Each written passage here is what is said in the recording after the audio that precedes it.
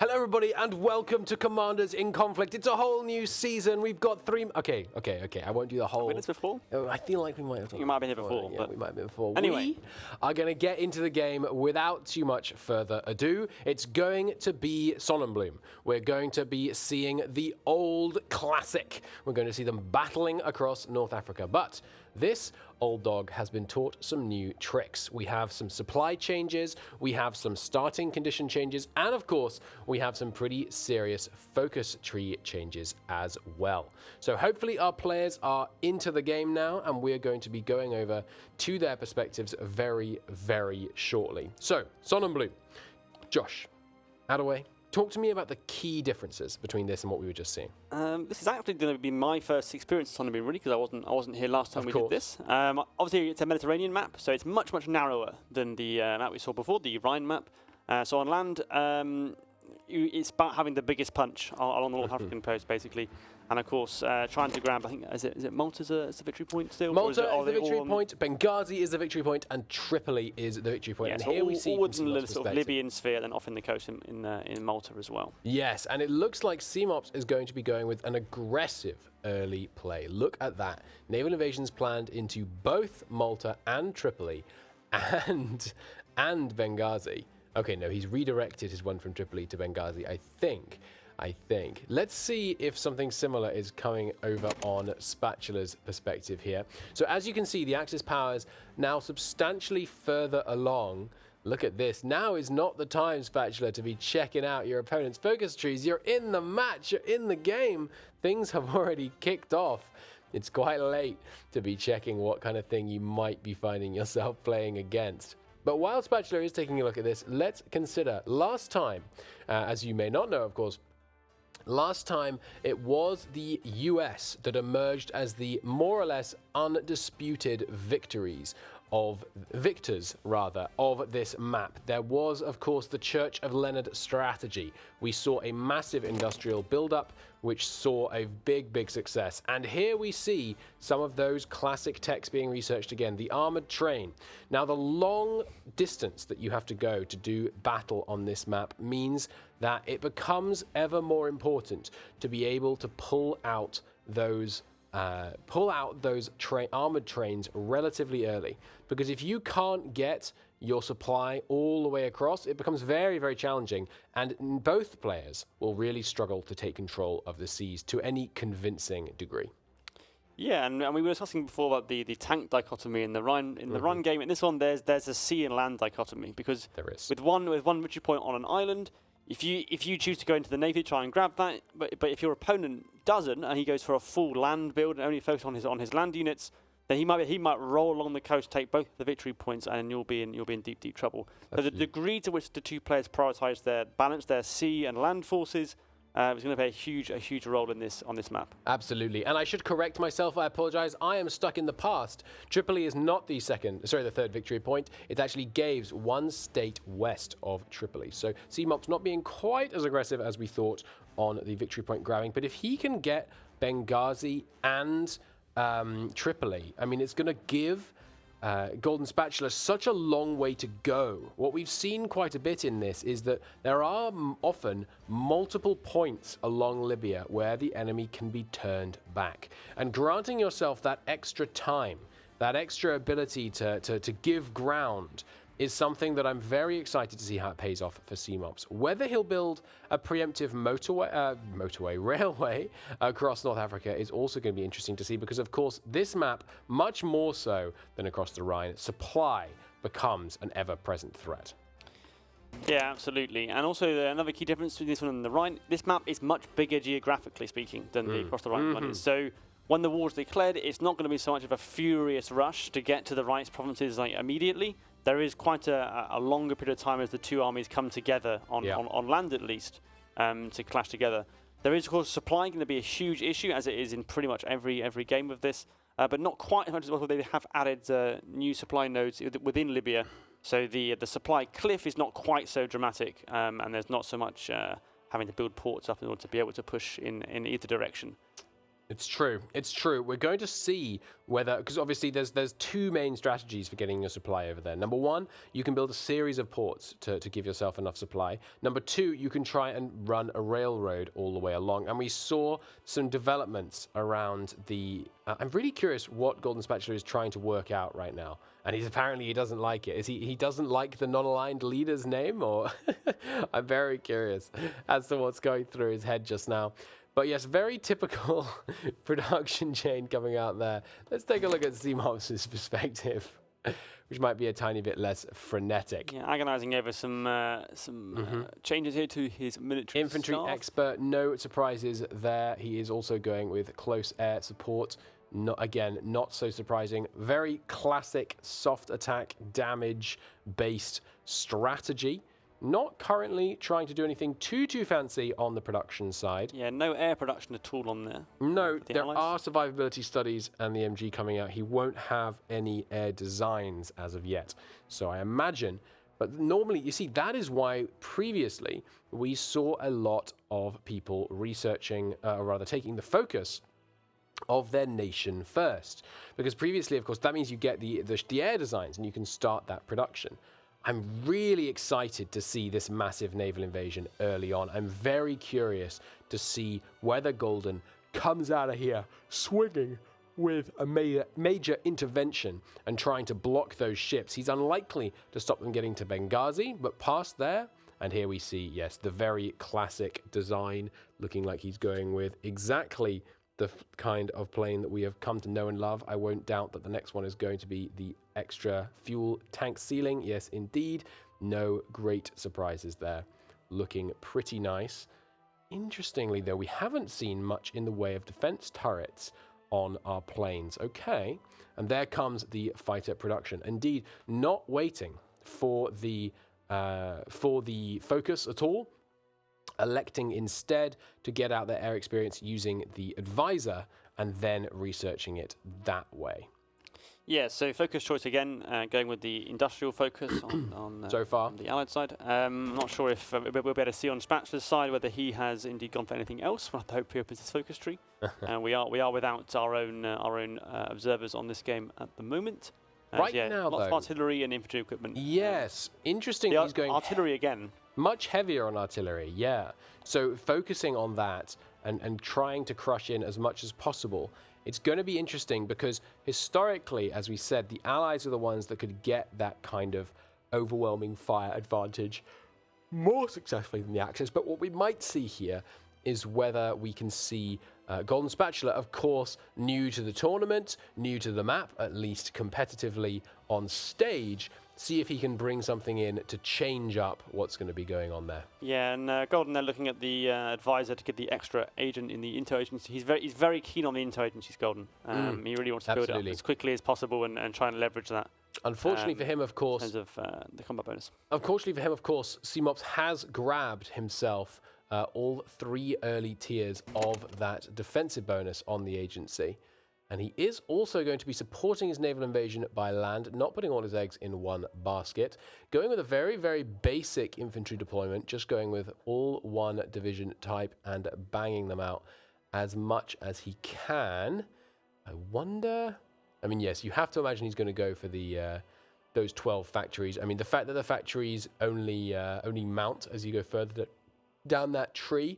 I find it very interesting the extent to which the meta around factories has changed since last time, though. Last time, almost no one going for it first time. This time, universally, everyone going for the final armament expansion as their first 3 focuses beyond that first one. Very interesting to see. Yeah, and on a very basic level, if you're not 100% familiar with the factories, the earlier you get your mills, the longer they can produce stuff for you, and that's the basic truth of it. Absolutely. More equipment, more variety of equipment, different variants of aircraft or other kinds of units that you need specifically for certain jobs. You've got to get it in production early because it's only a very short time until the war begins. It is. I mean, it's a very short window. As you can see, we're already halfway through our build-up time here, barreling towards the conflict being joined in Northern Africa. Seemops making good use of his spy network here to get as much intel as he can about his enemy, going to grab a, let's see here, presumably financial expert, you'd have to imagine. Yes, indeed, trying to get that build up to go just as fast as he possibly can. One of the downsides of grabbing all of those military factories early, of course, is that your consumer goods percentage represents a proportion of your total factories, not just your civilian. So as he grabs all of these, he is kind of shutting down his capacity to build more. About to get that armored train. I feel like what he invents after the armored train is not going to surprise anyone. It's very, very likely to be the railway gun, unless, of course, he intends to get it through his focus tree, because you really only need one railway gun in this scenario. Really not very difficult at all. He's gone for concentrated industry there for Seemops. Not a surprise, given the lack of technological advancement that's likely to happen during this match. And yes, both just going heavy on that passive defense. No huge surprises there. And so far, Golden Spatula not having set up many naval invasions, not looking to preempt anything here too much. We'll see whether he goes for the Malta naval invasion. Yeah, he's got a little bit further to go, hasn't he, for Malta from where he's in the Algeria area. And also, I think in terms of is it maybe it's roughly equidistant from Alexandria over to Malta on the other side. But yeah, I mean Malta's an interesting because obviously if you capture it, it's very hard to take back. Certainly is. You're gonna have to naval invade, or you're gonna have to paradrop somehow. Yes. And you know the malices to your attack from that are going to be huge. Yes. In the last season, we saw a grand total of 1 successful contested invasion of Malta. It was very impressive. It was in fact in our final. And I mean, it's a very, very difficult province to take, as you're saying. And whether people go for it early is going to be really interesting. Okay, so that's the Wehrmacht for the Axis side for Golden Spatula. See if we can see what Seemops has gone for. We get a glimpse at any point of his focus tree. I imagine he's picked it by now. Yes, quite possibly exactly the same time, but there we go. The US Army. Okay, it's a classic matchup. It's Germany versus US tanks v tanks. CAS v CAS going in terms of what they're building so far. It's going to be very interesting. It looks like both of them going for that kind of harder hitting early push, trying to import from the Axis powers there, not succeeding for reasons that should be fairly clear. But he is currently, there you go, suffering from, as I was describing, that fact that it's not just civs that count towards you. He's not building anything at all with his civs. Grand total of no civilian available factories, yes. Nonetheless, spending political power on buffing up his ability to build stuff, an interesting choice, to be sure. I'm guessing he's planning on taking some construction factory focuses in the near future. An intel network there being built in Casablanca. Both players here going for the intel. They want to buff up their passive defense and make sure the other side can't hurt them. As well as getting some army intel. I wonder what he wants to know with that army department. Because he's not going to get it so high that he's likely to get bonuses, presumably. But he's also notably, very notably, now I realize, not building a railway across Northern Africa. He's planning on, it seems, defending his ports and managing to get his supply deep in behind enemy lines that way. Now, that obviously has some serious industrial advantages. He hasn't had to use up a lot of his industrial time in building that railway, but it really puts him in a very precarious position because if you're dislodged from those ports, you don't have nearly as many places to fall back from. It can't be a tile-by-tile withdrawal. You have to make it a port-by-port withdrawal, which really is a very different kettle of fish. Yeah, it's a high-risk, high-reward strategy.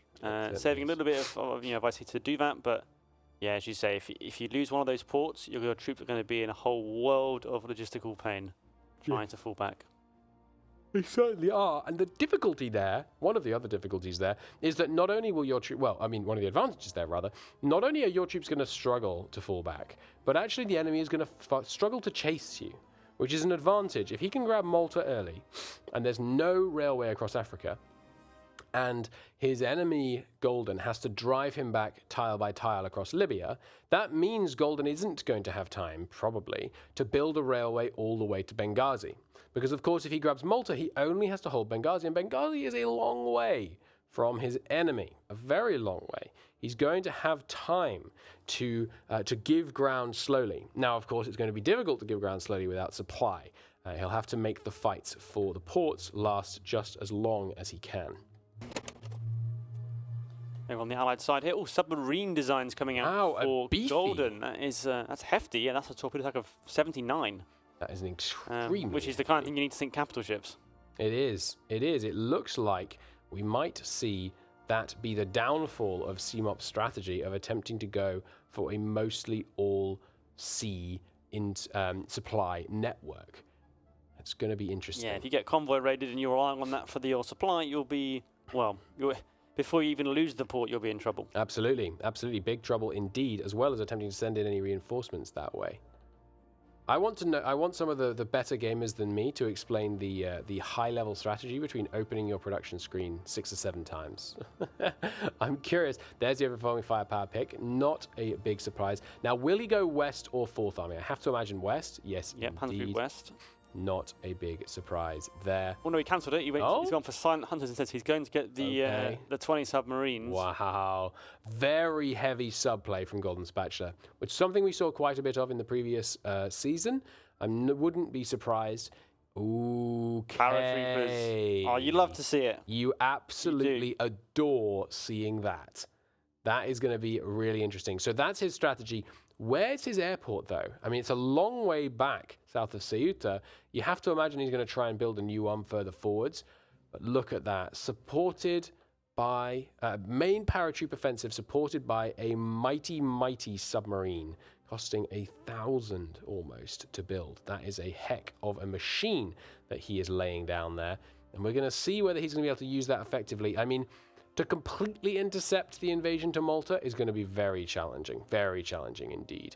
But if he can do an airdrop into an airdrop, I'm not actually certain if there is an existing airbase in northern Tunisia. There might be, in which case he could drop there and then drop to Malta. Now, Malta, bear in mind, has an airbase. And one fantastic play we saw last time was an airdrop into Malta, followed by an airdrop into Benghazi. And that would be a true upset, because paratroopers, of course, when they can go, they go freaking fast. Yeah.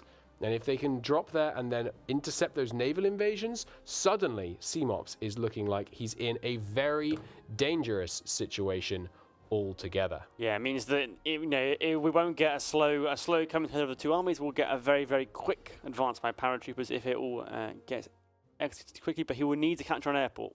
If he's not able to get an airport quickly, they'll be stuck, and it will be a much slower advance. And you imagine Seemops will be able to get in place around those ports.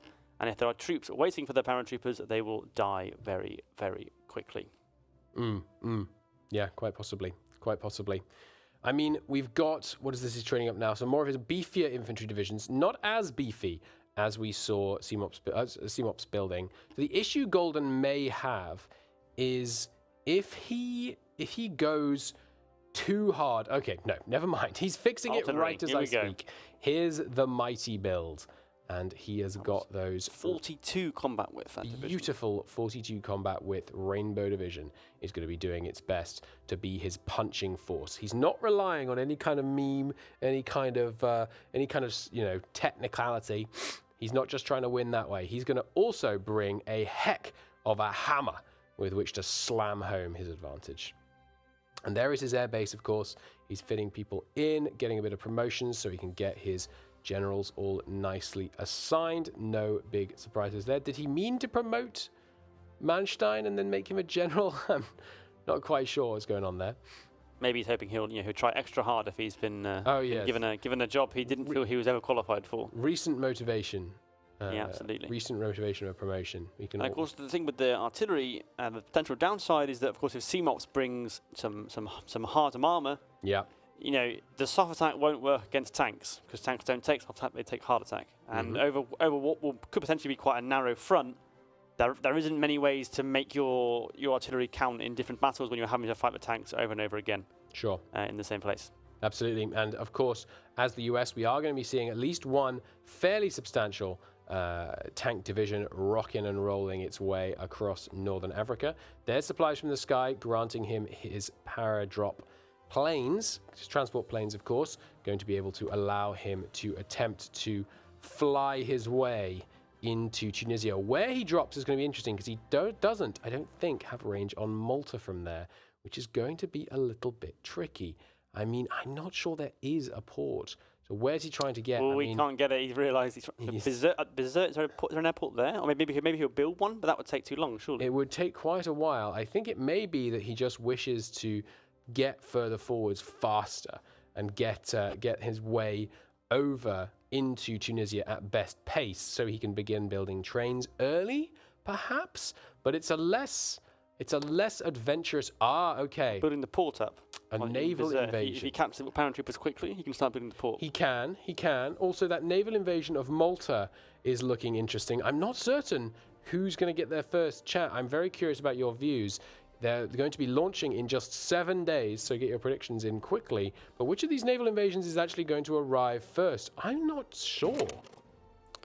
Yeah, and the thing with the submarines is that potentially he might be able to protect his own convoys by just simply raiding the attempts to sink them from the other ships. If they're on something like always engage, they won't run from the capital ships. They'll try and fight them, and that will tie them up. Long enough for those guys to get there. And they have got those snorkels, so they can remain in a battle with them for quite a long time, getting with their nice low detection chance. We're seeing Seemops' now trademark classic. Oh, and here we go. War is going to be joined. Classic Rush motorized, which are his backup plan. And you can see there that supply hub, those 2 supply hubs in central Libya are up for grabs. Both naval invasions for Malta, so it's going to be a big naval clash here. There's no side control. The paradrop landing successfully for Spatula. No problems there. He's moving them straight into Valletta. There is an airbase there. I was wrong. Okay, and are they dropping? Has he moved the planes over? He's got it. He's got it. But will they be sufficient to hold Malta against the imminent naval invasion? He's also got his naval invasion coming in, which in fact is merely serving as reinforcements. And ladies and gentlemen, here we go. Finally, we have proper battle joined. Going for Tripoli as well. He got there first. Is he going to have time to org up in time? He is, because he successfully got in there and is raiding those naval invasions. Both of those naval invasions successfully being raided. Wow, moving just a little bit out of Tripoli to intercept that naval invasion. Next level plays from Golden there. That was quite something. It means that in Valletta, if Seemops arrives, that's a defensive battle, which means if then Golden's reinforcements arrive, there's no penalties. They're in the defending battle. Absolutely. So he's done a great job here to seize these points early on. Fantastic. Got into a great position now, holding Tripoli already. He certainly is, and it looks like he's actually winning some of these battles against the incoming troops. Managing to successfully raid them. There's a force attack there from Seemops on that invading division. Yeah, but unsuccessful and being driven back. From Seemops' perspective, everything looking a little red. Much less strong start than last time. Of course, it's only the beginning. We've only had the first 22 minutes of this 60-minute match. There's still everything to play for, but right now it's a lot of red bubbles. Trying to get his CAS involved in the battle at Tripoli. Yes, absolutely, he is. He's got supply problems. He's pushed so far forwards now. He's going to struggle with the supply. He does have those hubs that he could try and connect up, but without the port. Doesn't have the south one there, which means that those guys next to Tripoli are going to be in serious supply problems, and it's not something that Golden's suffering from. No, it's not. I mean, and that's sheer advantage over on Golden's side. Speaking of Golden, let's take a look from his perspective, because I think right now, this is our mover and shaker. This is the player that is deciding how this game is played right now. He looks like he might lose one paratrooper division. That's price worth paying for what he's gained here. And he's not only that, but he's managing to hold back the offensive for a long time there. That defense of Valletta is looking very sturdy. I struggle to see how a naval invasion could be successful there, but he's not content to rest on his laurels. These attacks are continuing as he presses forwards, and this has all been fought, remember, without the hefty infantry, which are now deploying, and there is the railway along the coast. Not quite sure about that, little risky. Can get naval invaded and cut that way. His attacks now, though, petering out a little bit, no doubt partly because of that red air. Just turned yellow, though, a little better. He did let those attacks go on rather long, though. We're seeing some very, very low organization from some of those troops, but now we see the 40 wits coming in, and it looks like things are getting a little bit more secure for Spatula.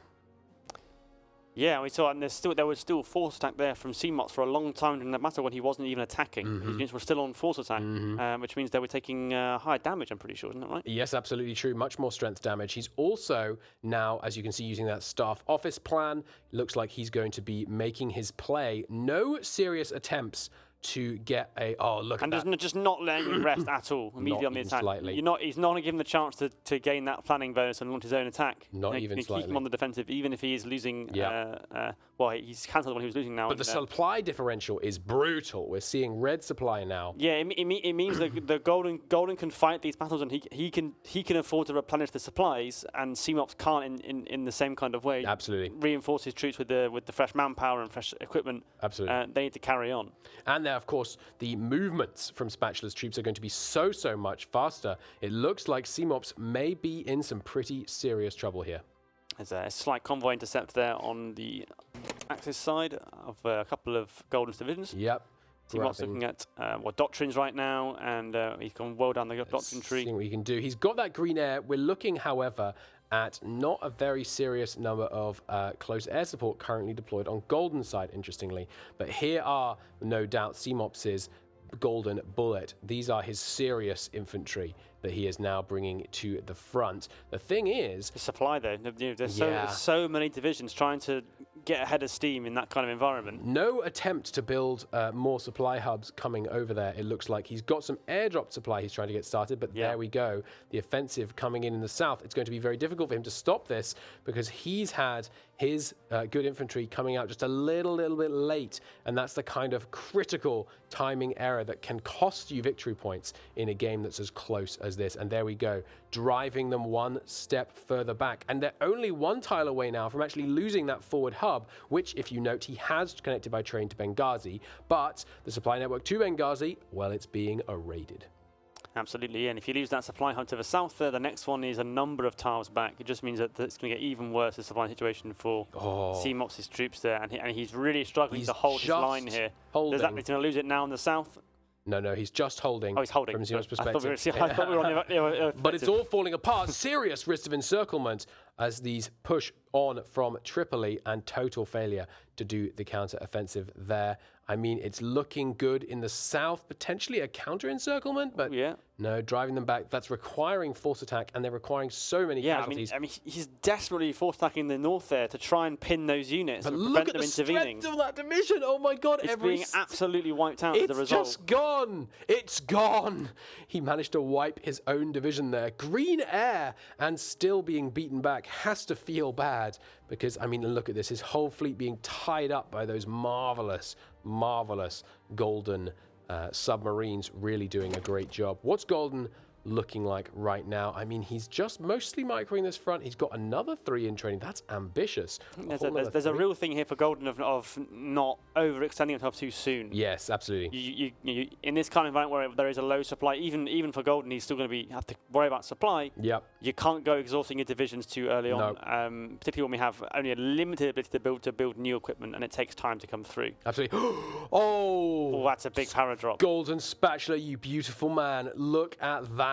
He looks like he's going to attempt a mass power drop to completely cut the supply. Oh, just out of range of that. You cut the supply, and they're gonna melt within. But how is he going to get the green air? He has to take that air base. Absolutely, yeah. If he can take that air base, I'm not sure. Is that where Seemops' planes even are? I think they're still at Benghazi. I think. Let's take a look.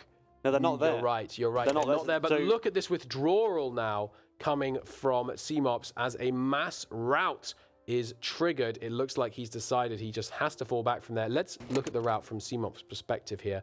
He's looking. He's not even asked. There we go. There we go. Finally, a North African railway is being constructed. To be honest, though, it's a little bit too little and a little bit too late. We have tanks pushing in here, and there's a very real risk of an overrun as the tanks continue to push in. He's cut off. He's retreating as fast as he can, but look at that. It looks like this was not a retreat in good order, as one might like, with these supply issues. He's rushed up those troops, but I mean, the ones coming up now are also on low organisation. He's desperately trying to pull his main fleet in now so that he's able to try and provide some shore bombardment for these fights. It looks like he's going to get away with it, but that was still a costly retreat where we saw a substantial number of his divisions get pretty beaten down. He's looking okay on the supply hub there, but the problem is he keeps getting raided. So as long as those supplies are trying to get into the port of Benghazi, rather than being able to have a train line running there, he's going to find himself in a very, Very difficult position indeed. Yeah, just no, and with the supplies and the raiding, there's nothing really he can do in the short term to deal with the submarines. Yeah. There's a lot more submarines than he has, any kind of anti-submarine ship, which means it's limiting his supply ability here. So he's fallen back so far now. Trying to regain that ground is going to require time to get supplies in order. It is. And he has to be so careful with the number of units he commits and which units he picks to do that, because too many and he'll oversupply and be back to square one. Absolutely. He does find himself in the enviable position, though, of still having 30 minutes. You know, there's a lot of time here available to Seemops. He's not going to find himself doomed in a hurry. He's got the ability now to fall back a bit. He's force attacking. He's going to counter him here. Okay, that's a nice pushback. Just a little bit of damage, a little bit of probing. Just instantly he was retreated, but yeah. Trying to sort of bait Golden here into pushing too far forwards, expose a weak point in his line, and then he can strike back. Absolutely, yeah. I mean, just not wishing to want his enemy to be able to be on the line, getting that planning bonus, getting that org on the tile, of course. But I mean, it's a bold play to be sure. He's still looking dominant in these fights. The air superiority he's managed to command so far has certainly been very, very beneficial for him. Without that, we would have seen that retreat buckle ever more quickly. Yeah, we've got an interesting bit of geography here with the front line. In fact, that province to the south, which Golden doesn't really want to occupy now because it's so exposed to a number of provinces to counterattack. So he's holding his line back slightly, and they're sort of waiting for the next person to make the big move here. This is a position that we see develop quite a few times in something like this, where really both players don't want to push yet. We have a probing attack. We have the war at sea going on. This is no phony war. But I mean, there's still a heck of a lot going on. But we're seeing them slowly get into that position. But right now, Seemops has got to be hurting. I mean, his troops are in some very, very nasty supply situations. He's going to be hurting on the strength. I mean, look at those divisions. He's got almost all of them at about 80% strength. Whereas if we take the look over from GoldenSpatula's perspective, not only does he find himself commanding all of those victory points, both of those victory points, that is to say, he also finds himself in a much better supply. And he's not really deployed his better infantry that much, or his tanks yet. No. Making the decision now, it looks like, from Golden to actually fall back a little bit more, potentially attempting to bait people in, attempting to lure them into that paradrop strike that he has planned, which I note he hasn't gotten rid of. Going for a defense in depth strategy, it looks like, just laying the men out in nice order. Also, using his planes to attack the navy is interesting. I'm not sure if there's too much to be gained by that. I guess he just wants to make the enemy navy pay for raiding his convoys, because he is doing a lot of his supply by convoys as well, despite that railway that he obviously started building rather earlier than Seemops on his opposing side. A very good showing for Golden in his first game here. Yeah, I mean, he's in a great position now with 27 minutes left on the clock, because he holds both points, two out of 3 points, which means that the emphasis is on Seemops to counterattack, because he has to take a point back or he'll lose. So for Golden, his position is one of preparing his defense, and ensuring that he doesn't overextend his units, doesn't get caught with a unit in the wrong place, and continues to keep up the pressure at sea. And that might be why his planes are focused there, because he's quite keen to ensure that naval superiority is with him, and they can't get supplies through from the ports very well, and just preventing Seemops from building up what he needs to launch a big counterattack. Yeah. Really, a lot of this came down to that very successful double paratroop hop. I really liked to see that. It's a nice innovative play, one that we haven't seen before on this map, of course, and managing to mean that he had Malta under control really does give you a commanding position, because he who controls Malta can defend. That is how this goes. Because he was able to do that early, and then not only that, but parlay it into a grabbing of Tripoli as well, gives him a very nice defense. And remember, it's not even Tripoli he has to try and hold. What he's trying to hold is quite a bit west of Tripoli. So this is, he's got 3 defensive lines that can fall before he's finding himself needing to go on the offensive. And if he wants to go on the offensive, he's still got those paratroopers. How many troops has Seemops got defending Benghazi? right now. I mean, quite a few. So he would struggle, but there's always chances of a counteroffensive. Whereas Seemops, I mean, as the time continues to tick down, it's going to have to be one offensive that works or doesn't. Yeah, and with regards to the Paratroopers, if it is able to launch another one, he could try and cut railway links in random provinces. He could. The units may well die, but he may well cut the supply enough to have an impact on the main front battle as it progresses. Switching back over to Spatula's perspective, and yeah. Oh, doing a little bit of scouting. Starting with a fleet. Oh, and he's finding some undefended ports. Now that is interesting. How he could get naval supremacy over the Central Med, I don't know, but I would love to see a naval invasion of Alexandria. Yeah, and it's too far for paradrops at the moment, so... It is. Yeah. We've talked a lot about the fact that obviously Golden is in a very dominant position right now, but it's worth noting a lot of the time in the first season, what we saw was some early success by the Axis, and then the unrelenting force of the Allies comes and stomps it all away. And now there is that railway along. There is nothing to slow the stomping. You don't need to pause and get your supply build up or anything. The supplies are in place. The supplies is built. The road is there. All that Seemops needs to do is have the strength to walk it. And he's building up that strength. He's got his rocket artillery being developed. He's got his nice 42 widths ready on the front. He's going to have a massive planning bonus. He's got anti-tank, which is something that we don't usually see in a lot of these matchups. So really, we're seeing something.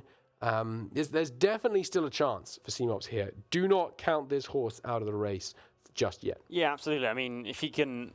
He's got to try and break the line and then keep that momentum up, because as he pushes west, his supply lines will get worse until he's able to take Tripoli. So if he can bounce the front line and get in behind them and then try and take Tripoli in the first sort of flow of the offensive, he'll give him enough of a great platform to go on and push further west. Absolutely, especially taking that airbase in Tripoli, which we can see just which will force Spatula's planes back and will give him a much stronger air balance. Absolutely on his side. We're seeing also a pretty dominant supply situation. Seemops looking pretty good, fluctuating between 90 and 100. Meanwhile, Golden Spatula way down at 27. Golden, of course, suffering here for the lack of his green air, very much being made to pay the price of allowing air dominance by his opponent, and sufficient time given with that low supply amount, with that struggle, with that attrition, with that further damage to his train network. He's going to quickly find himself, whether it'll be quickly enough, only time will tell, but he's going to quickly find himself in a difficult position trying to get enough supplies to his troops, because he can hold the port all he wants. He doesn't have naval supremacy. He doesn't have air supremacy. How are you going to move things without a train or a boat? Yeah, absolutely right, and that may well come back towards Seemops as he moves into the last part of the game here. Is his sort of long game build up here to take him at the end. But I would say it's very finely poised at the moment between the two, because there is a substantial buffer back to the victory point for Golden to defend. There is. The problem is that were we to get a supply supremacy play from Seemops, is that even if it's a long way to go, once you have supply and green air, because last time we saw Golden Spatula with supply but no green air. If you have supply and green air, that's when you start to see overruns. And a troop can retreat and do a fighting withdrawal as long as it wants. If it gets overrun, it's gone. Yeah. And it's not going to be anything about a fallback. It's not going to be anything about a defense in depth. It's going to be a steamroll if we start to see that. He is just about stabilizing his supply situation now, switching a lot of that over to trucks, I think it was, off trucks, managing to stabilize the situation. Given his shortage, he's also building a naval port. Naval fort in Malta, so against a potential naval invasion. And a fort line in Tripoli, east of Tripoli. We have yet to see any kind of fort building in Commanders in Conflict. It's not against the rules, to clarify. It's perfectly allowed. The level 1 forts are very, very cheap to build, and they do give you the bonus. They do. It's a 15%. 15%, which is not a lot. No. But in these very close battles can be decisive. Decisive, yeah. Absolutely. Of course, it doesn't take long to break a level 1 fort either, especially when you're fighting against Red Air. He's about to get that 10% attack bonus from Gottmir Unst. Oh, no, he's going for industrial first. Okay. That's a nice bonus, though. 10% attack across the board. You want to have that. You definitely want to have that. Grabbing those civilians to help with the fort building project. I'm very curious to see how well the forts do for him. Now, of course, his defense of Malta is problematic because he needs to be able to keep it supplied.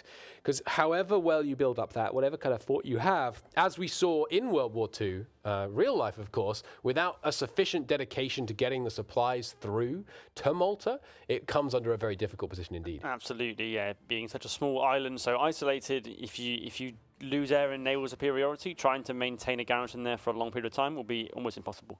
Because the troops will, whatever you have, they can have 1,000 divisions. They will eventually be turned to nothing basically by a loss of supply and manpower. An army doesn't just march on its stomach; it also sits behind a fort on its stomach, as we will potentially see to Golden Spatula's detriment here.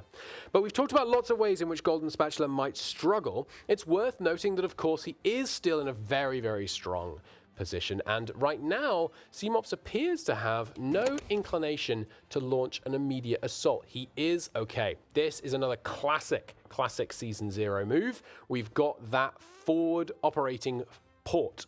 He's building it right on the front line. He's sitting very pretty with a massive supremacy in the air, and he's going to be giving himself a commanding supply advantage by having that right there on the front line. And he is going to find himself having some trouble with some of the more angles of attack, though, because some of the tiles he'll need to push into can be hit from 3 directions. Of course, that kind of concentration of force is the issue about trying to be on the defensive at any point. Yes, absolutely. No two front lines are ever the same. When you take provinces, it will change, and then the opportunities for your opponent to counterattack will increase as you push west. I saw there as he was doing the naval things, he keeps telling his fleet to disengage the submarines. Right. So Golden is trying to engage the capital ship fleet or try and score a lucky hit on the battleship perhaps. And Seemops, no desire to get involved in that, just wants to disengage, get his ships away from those submarines. Keep them alive for shore bombardment. Keep shore bombardment, which will be a really important thing. I think that kind of speaks to why Golden was doing the naval bombers. If he scores a lucky hit and he takes that battleship out of commission, that you lose a shore bombardment bonus. Absolutely, and it's another decisive thing. So these are all just small margins, but these players are willing to try and get those things because that gives them the tiny advantage to win the match when it's this close. Of course, yeah. And he is also going to get a train running into that port, so even if it does get raided, the supply hub nature of it will be persisted and supplied by train there, looking pretty good. He's also successfully managing to raid a decent number of Golden's convoys, and generally looking pretty good. I mean, the sea and air dominance is really interesting because let's say, hypothetically, Seemops doesn't manage to carry this one forwards. I mean, if that's the case, then it will prove what I was saying for a while yesterday, which is, last time, which is that at the end of the day, land is king. Yes, air warfare, incredibly important. Yes, the sea, incredibly important. But at the end of the day, the victory points, they are on land. They are not in the sky, they are not at the sea. So if you can take and hold those victory points, it doesn't matter how many fancy planes the enemy flies overhead. If you can hunker down and you can survive and you can hold the land, well, then you got yourself a winner. Yeah, it's a question of time, isn't it? Because in a standard game of Hearts of Iron 4, the sea and air has the length of time to really come to bear on the opposing force.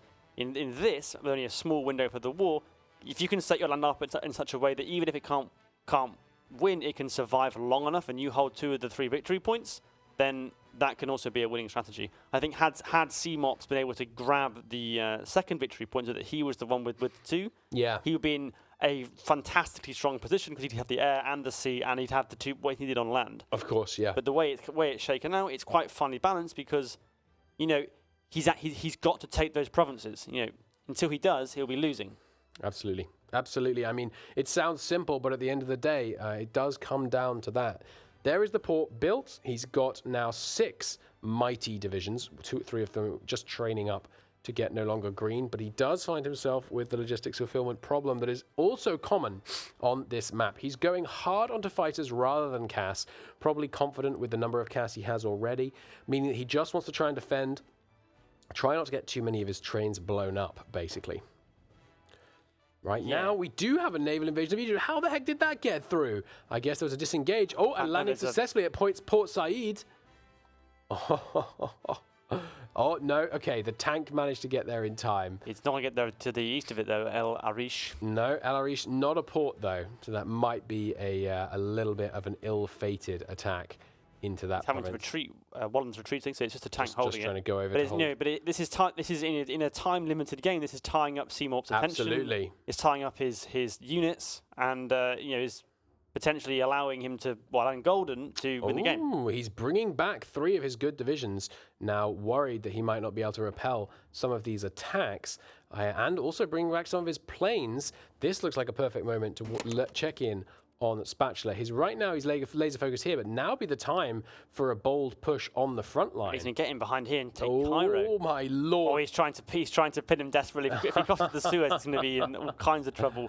And he's just giving himself time, building up those forts, getting some anti-air potentially. He's certainly thinking about it, wondering if he might be able to hold. But let's keep our eyes on this David. A smile from Spatula there as we switched off. He's having a good time. He knows that this is his game to lose, whereas Seemops, with only 1/4 of his time remaining, really has to make some plays in order to carry this through to victory. An unsuccessful naval invasion, but I mean, exactly as you're saying, every moment that these troops are not just doing precisely what they need to do to get this advance going. And here is the probing attack. Going for it. 15 minutes left. It's hard to say how many troops were lost by Golden in that attack for us right now. But, I mean, he does find himself with a commanding attack there. It looks like the main defensive line has fallen back. Let's stay on Seemops' perspective just for the tension. But there is the fort line, and it's very badly supplied, immediately melted. That is not promising. That's a crushing attack. Oh my lord. It's not looking good for Spatula right now. Meanwhile, you know he has to be worried about that. He's got all his men stuck on Tripoli right now. He's got massive logistical problems. His tanks have rolled in, so he is going to find himself. Oh, they're under sync. Let's see if we can. We can do a quick resync. That's okay. But no, I mean, it seems like despite what we thought earlier on, he hasn't.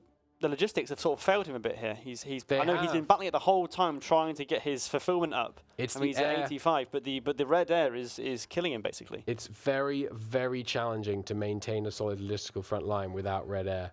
And I mean, look at there's frustration, there's disappointment. He found himself in a good place, but immediately, I mean, this is going to be very, very tough. And as soon as that airbase drops, of course, things get even worse. And he's also at risk of being overrun here. It looks like not too active an assault from Seemops. Let's keep on the attacker's perspective here so that we can see what's going on. There we go. Assault There's resumed. a power drop going in on oh my Libya. lord. He's cut that rail line quite successfully then. But that won't be enough. You have to imagine. He's bringing back his tanks, What a shame the paratroopers didn't work. Delaying the tanks. It looks like he's fallen back from Tripoli, perhaps. Going to go a fall back to Gabe's, maybe, just hoping that the supply situation will be more secure further back. He really is finding himself, yeah, exactly. Tripoli completely undefended right now.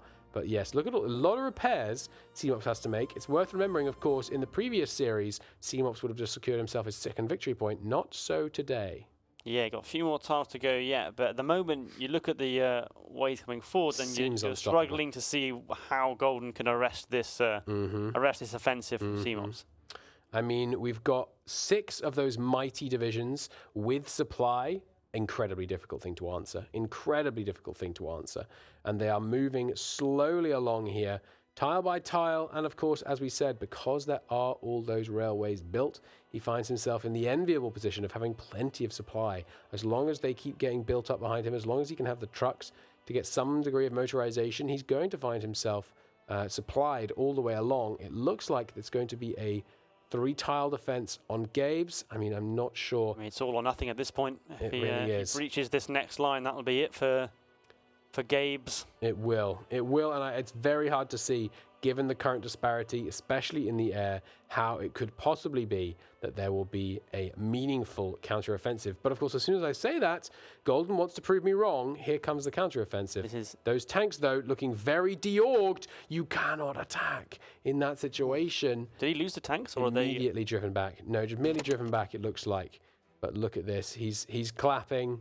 It's not looking good for Spatula right now. I mean, his tank's holding Gabe's. He pulled back, but The trouble is, There's only so if far. if he loses the center tile here, which he's going to, then Gabe is being attacked from 2. Yeah. And it's a very difficult province to hold from, He's not from that giving situation. up. He's not giving up yet.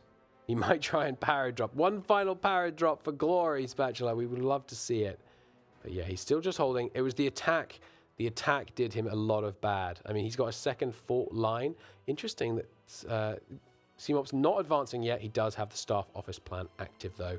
Once he's got that planning done as much as he can, you know that's when he's going to bring the hammer Golden down. has now got 100% fulfillment on his supplies, so he's at least now in a good supply position, which is going to give him a stronger defense for this next battle. But whether that's going to be enough, considering that Seemops has as well. It kicked off. He's holding for now. And he's got the counter-offensive. Counter-offensives are really, really potent. Look at that. Yeah, he's smashed through him. Driven them straight back. That tank division which hasn't really seen that much action so far. No. Plenty of organization left in that tank division. Will he be able to drive back from this tile, re-establish his fort, get himself off one tile from victory drive point these tanks deficit? Back. They're deorging those tanks massively and they've been forced back. And looking quite good in the air, actually, for Germany now. I believe we are now just into the next air zone. I don't know if Seemops has corrected for that yet. Not able to hold the tile for the counteroffensive. And now his middle division looking very, very badly organized.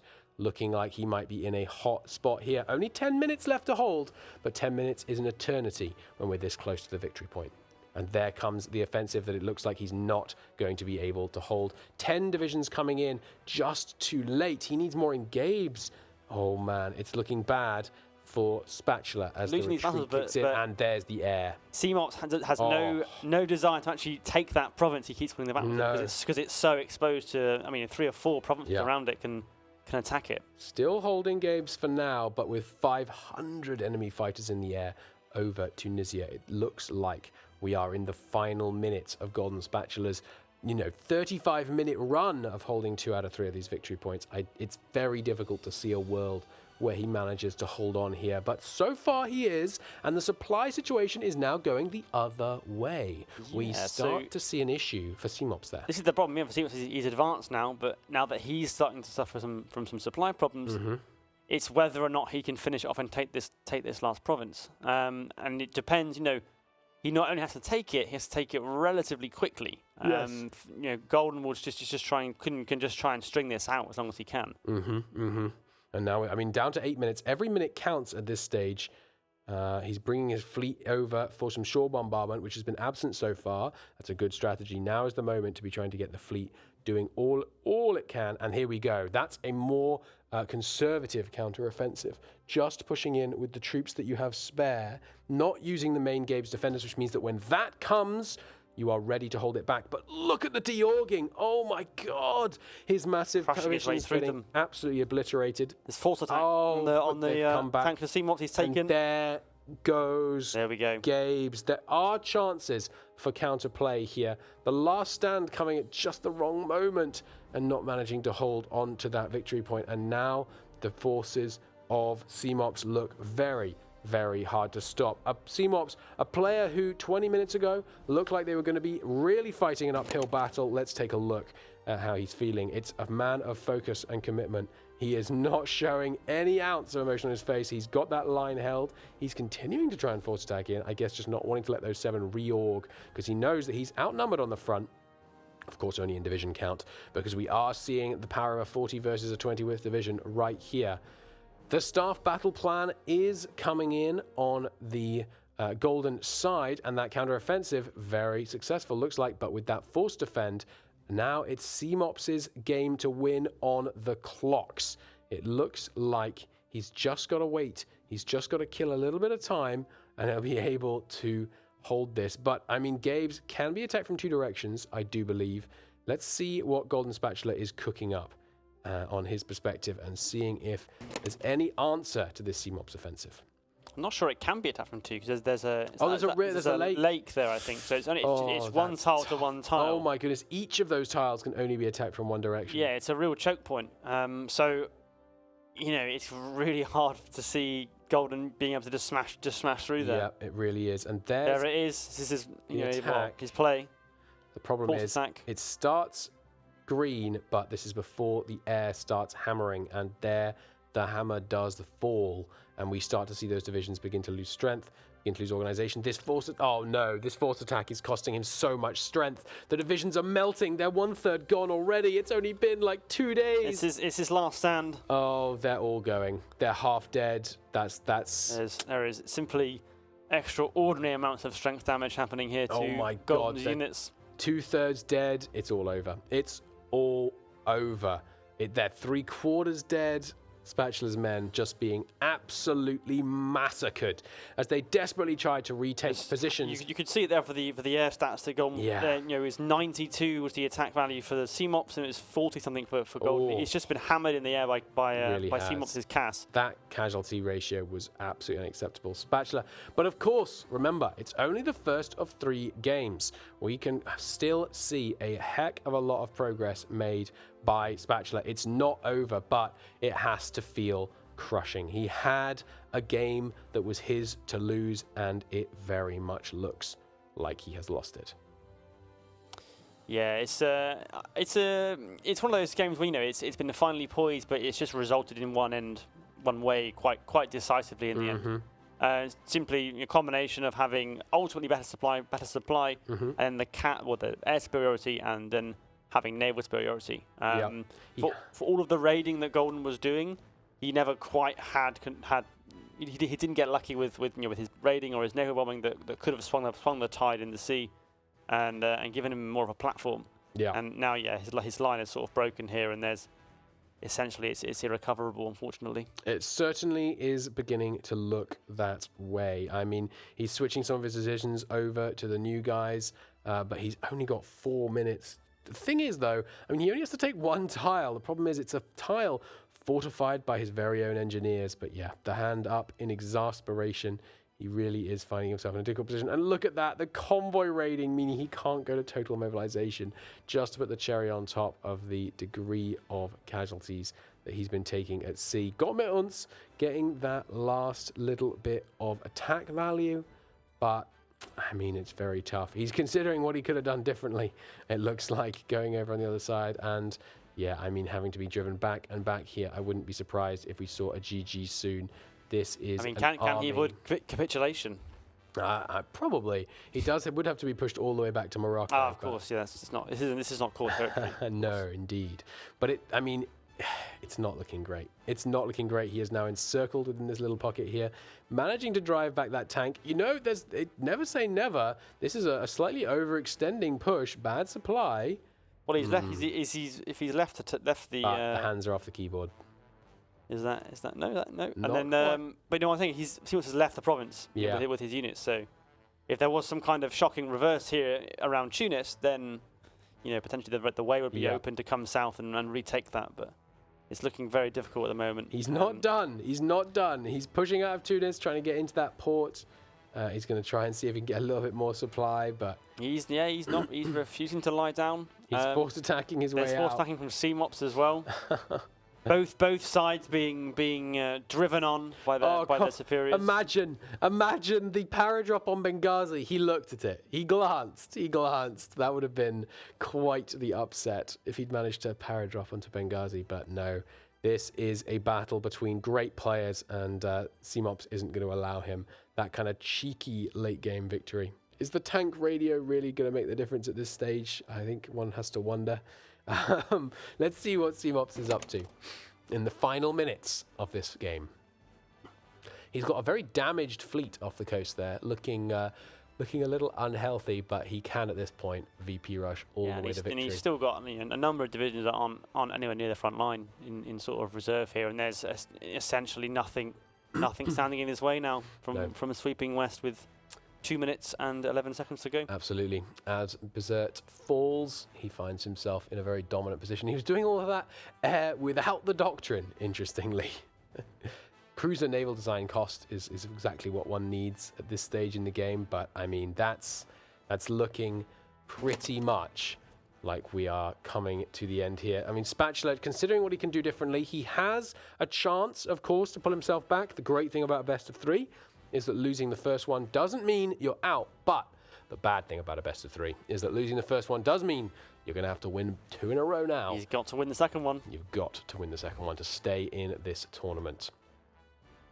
I mean, the main difference between the infantry, I think, was the soft attack being granted by both not having the penalty from the air, obviously, but also the rocket artillery. We didn't see Spatula deploy any in the way of rocket artillery.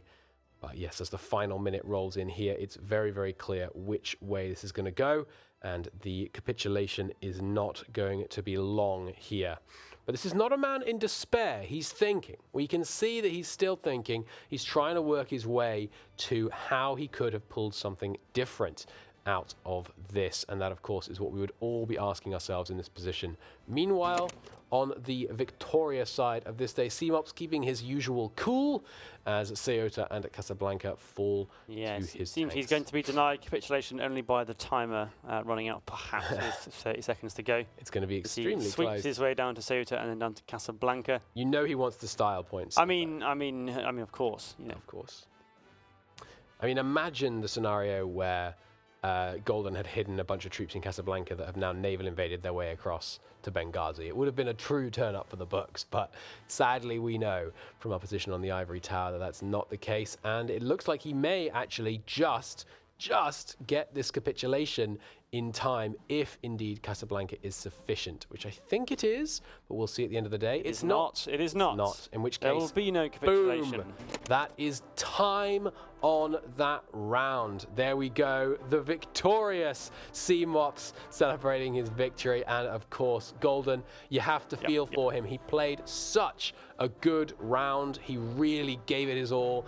He held various lines really successfully. I'm looking forward to hearing from these players later on about what they thought of that round. But for now, we're going to have to take it out for a moment here. I mean, that was a turnaround. It was certainly a turnaround. Yeah, I mean, I think it was finally poised for most of the game. But, it was. It's it was just the eventual relentless grind of the air superiority and the better supplies in the end, just wearing Golden down, really. Really, it absolutely was. And it tells you one thing, which is in Sonnenblume, you can never count your victory points before that timer ticks down. It can always turn around.